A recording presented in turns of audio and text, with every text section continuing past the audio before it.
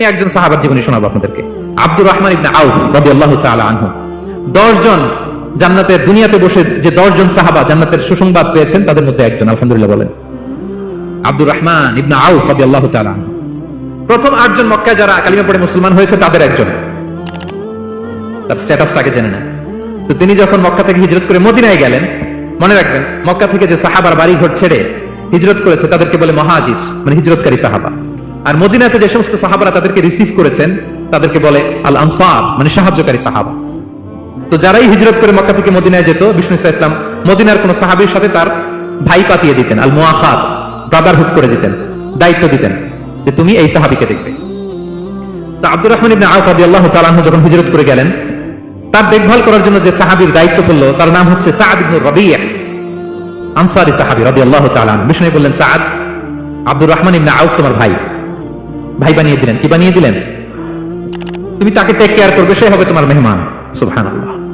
সাআদ ইবনে রাবিয়া রাদিয়াল্লাহু তাআলা আনহু তিনি আব্দুর রহমান ইবনে আউফকে ডেকে নিয়ে গেলেন, ঘরে নিয়ে গেলেন মেহমানকে, এবং বললেন, ইয়া সাআদ ইন্নী আকসারুল আনসারি মালান। হে সাআদ, তুমি চিন্তা করো না, তুমি মনে করো না যে তোমার ভরণ পোষণ দিতে আমার কষ্ট হবে। আমি মদিনার সবচেয়ে বড় বিজনেস ম্যাগনেট, সবচেয়ে বড় বিজনেস ম্যাগনেট আমি। No tension, don't worry about it. Tension নিও না, আসো তোমার জন্য আমার কি প্রপোজাল শোনো। ফাআকসিমু লাকা নিসফা মালি, আমার যত সম্পদ আছে আমি অর্ধেক তোমার দিয়ে দেব। সুবহানাল্লাহ। এত আসতে আপনার বাড়িতে কেউ মেহমান হলে করতে পারবেন এরকম? আল্লাহ, কেমন প্রেরণার বাতিঘর তারা। ফাআকসিমু নিসফা মালি, হে আব্দুর রহমান ইবনে আউফ, আমার অর্ধেক সম্পদ তোমারে দিয়ে দিব। এখানেই শেষ না, এরপর বলতে লাগলেন, আমার অনেকগুলো স্ত্রী আছে, তুমি কোথায় যে মেয়ে খুঁজবা, প্রস্তাব দিবা, এত ঝামেলার দরকার নাই। আমার কোন স্ত্রীকে তোমার ভালো লাগে বলো, তার যদি তোমাকে ভালো লাগে তাহলে প্রয়োজনে তাকে আমি ডিভোর্স দিয়ে দিব, তাকে নিয়ে তুমি সুখের সংসার করবা। আল্লাহু আকবার, আল্লাহু আকবার। অর্ধেক সম্পদ দিয়ে দিব, আমার একাধিক স্ত্রী আছে, কাউকে যদি তোমার পছন্দ হয় এবং সেও যদি তোমাকে পছন্দ করে প্রয়োজনে তাকে ডিভোর্স দিব, new life, new career, just go on. আমরা এই সুযোগ পেলে কি করতাম? সাথে সাথে অর্ধেক সম্পদ নিয়ে নিতাম, ঠিক কিনা? আব্দুর রহমান ইবনে আউফ প্রেরণার বাতিঘর। উনি কি করলেন?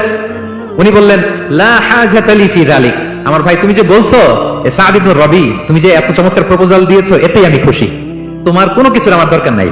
বারাকাল্লাহু লাকা ফি আহলিকা ওয়া মালিক, আল্লাহ তোমার সম্পদে বরকত দেখ, আল্লাহ তোমার পরিবারে বরকত দেখ। তবে একটা কষ্ট করতে হবে, সেটা কি? আব্দুর রহমান ইবনে আউফ বললেন, দুল্লানি ইলা সুক, just show me the way to market. মদিনার বাজারটা কোথায় এটা একটু দেখায় দাও। আমি নতুন মানুষ, পথঘাট চিনি না। দুল্লানি ইলা সুক, just show me the way to market of Medina. মদিনার বাজারটা কোন রাস্তা একটু দেখায় দাও। আল্লাহু আকবার।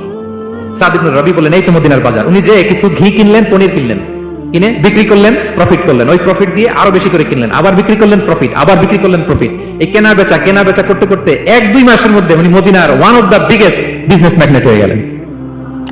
আল্লাহু আকবার। কি হাড় ভাঙা পরিশ্রমী না তারা করেছেন।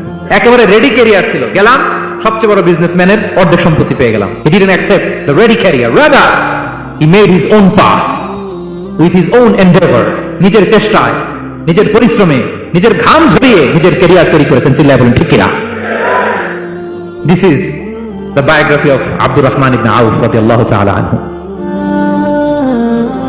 Be a part of our vision to listen and share the khair.